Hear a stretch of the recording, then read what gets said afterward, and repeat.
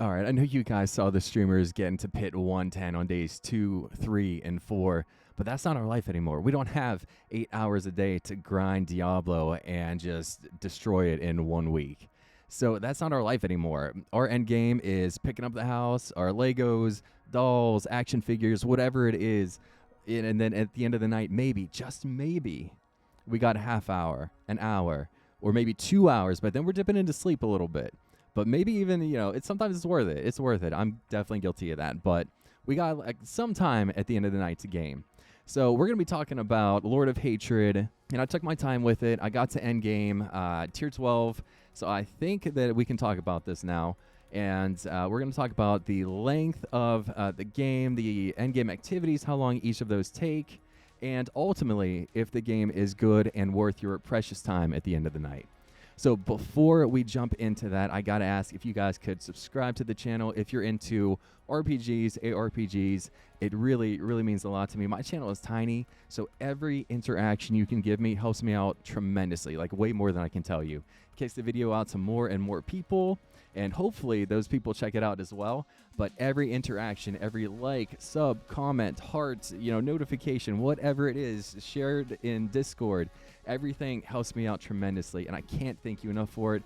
Aiming for 1,000 subs this year, so we're doing great, I'm super happy. So thank you guys so much. So after all of that is said and done, let's get into the video now, and let's start with the story. And before you click off or anything like that, no spoilers. No spoilers at all. We're going to be talking in generalities here. So let's jump into the story. So let's start with the story, and you want to do the story because you want access to all of the new features that Lord of Hatred brings, like the amulet and the war table.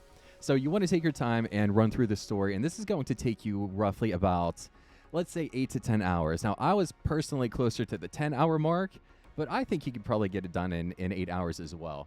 And dude, the story is good. The story is surprisingly good. I had a great time with it. It's really well done. Now, there are some pacing issues, and I can say that very confidently, I think, at least for me. There's definitely some pacing issues. You asked to do this multiple times, that multiple times. You have to defend a person multiple times, and it's like, really, are we doing this again? But that's okay, because it's the story itself makes up for it, and the set pieces, the level design, the backdrops, all of that is so well done. The art design, it is on point, and it is purely Diablo, and it kicks ass. I freaking loved it. And I have to mention music as well, because the music, it is on point. It delivers. I would stop and listen to the track. I would listen to the boss music. It adds so much to the game. It just freaking kicks ass. It is perfect for Diablo, and I have to call out the score. They did a phenomenal job with the art, the direction, and like the story bits, and the music just ties everything together beautifully. Really well done. And then the boss fights, I mean, how they depicted Mephisto, fantastic. It is a fun ride to fight Mephisto at the end. It's not a spoiler, I think you know that, but it is really well done. Just the size and the just ominous look of him. I mean, this is what the Lord of Hatred, what we expect him to look like, and it delivers. The boss fight is fantastic. So overall, really happy with the story, and I don't think Diablo has ever missed with a cinematic, and that stands with Lord of Hatred as well. The cinematics are fantastic. If you do anything, like, take a second, if you don't play through the game ultimately, check them out on YouTube or something. Like, the cinematics are top tier. Like, Blizzard rarely misses with a cinematic, and Lord of Hatred is no exception here. It is so well done. You got some badass scenes, and it's worth checking out, and it's definitely worth looking at just for this like sheer badassness of it. Really well done. Pacing issues, yes, but ultimately I think it can be forgiven for the ultimate package that you're getting with this expansion. Really well done, and like I said, about 8 to 10 hours for the story. So before we get right into the end game, there is the progression into the end game. So as you're playing through the story, And normally, in the past, at least for a Diablo, you're just getting loot and just tons of it everywhere. You basically have your full build by the time you reach the end of the story. Or, you're running Hell Tides, and before you even reach the level cap, you have your full build. You can, piece out your gears and throw whatever affixes you need on those to have basically your full build. They changed the progression in Diablo to you're not getting like the legendaries until for your full kit until about like tier 1, tier 2. And now, at least that was my experience in leveling up 2 characters now. So I leveled up the Warlock, and I started a Sorcerer just to kind of confirm some things here. So as I played through the story and then ultimately finished out in Hell Tides, I got maybe a handful of legendary drops. I had nowhere near my full build for my character by the time I got to Endgame. That started filling out in Torment 1, Torment 2, and I like that pacing a lot better because as you have instead of 6 Torment levels, you have 12 now. So the loot distribution feels a lot more even, and it is spread out over the course of the playtime. And those Torment levels actually mean something now. So as you progress, you get more drops, you can increase your Torment level, and ultimately you have that sense of progression this time instead of just, boom, we're at the end game, that's it, you're done. So they did a really nice job at evening this whole thing out. So once you get to Endgame, you have multiple activities, and these really have not changed. So if you played Diablo Season 10 or Diablo in the past, you have your same Endgame activities, and they are all basically going to run you, I want to say around 10 minutes, and that's probably on the high side. I say 10 minutes because you can do the Infernal Compass for the Infernal Hordes, and if you're running a legendary on that, that is 10 full levels at 1 minute each, which is going to be the 10 minutes, and then you have the boss fight after that, which should take you, not very long at all. And it's hard to gauge on each of these things because it depends on your class, the build, your drops. Do you have those 1 or 2 items that define the build that you're trying to make, and then you can just blast?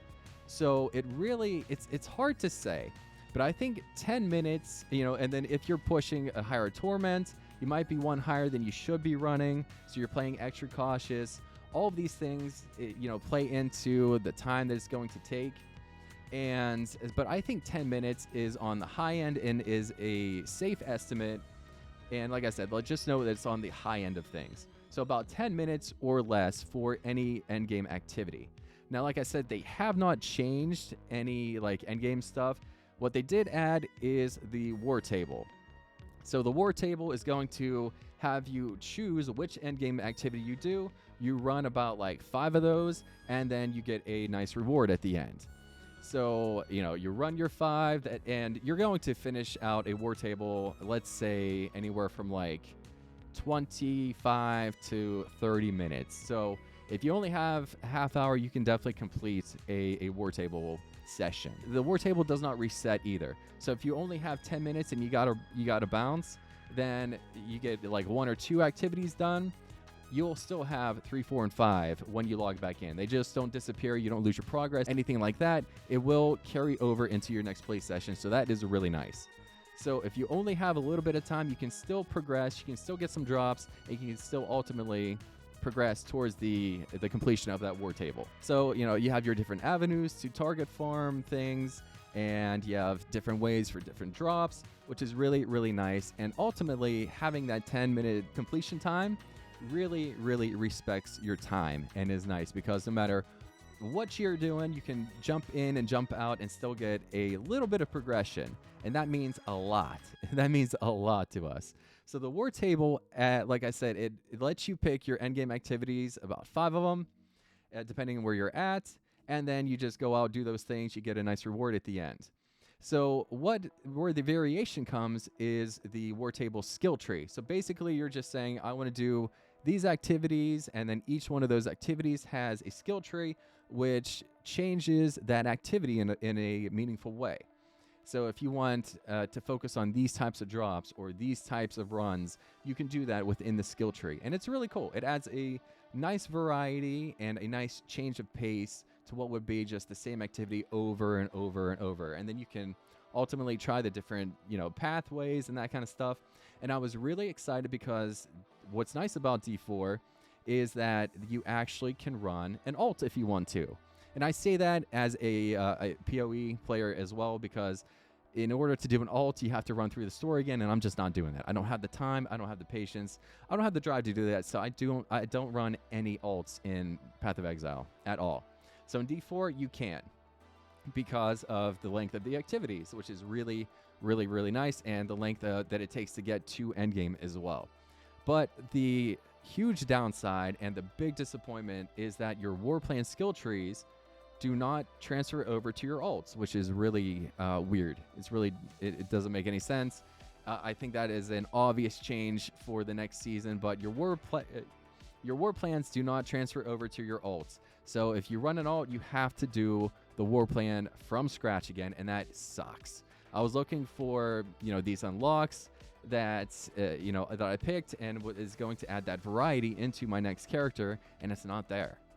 And war plans ultimately, I think, take a little bit too long to progress as well. You need a lot of experience, a lot of runs for each thing, and I think that could be sped up a little bit. So ultimately, it's nice that you can do an alt in Diablo 4, at least, in my opinion, but it really, really sucks that the new war plans that they added don't cross over into the alts, and ultimately, that does not respect your time all too much. So that is the biggest disappointment that I have for the war plans. And that was kind of like the only big addition to the end game. It adds a nice variety. It kind of gets you doing a little more in varied content that you might not do otherwise.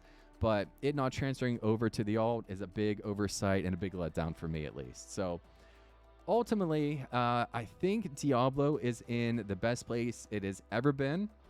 It's a lot of fun. The progression is smoothed out over the 12 torment levels, and it's really noticeable, at least for me.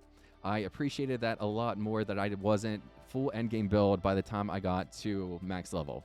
It's nice to actually have that progression and to see the different torment levels and feel the difficulty change.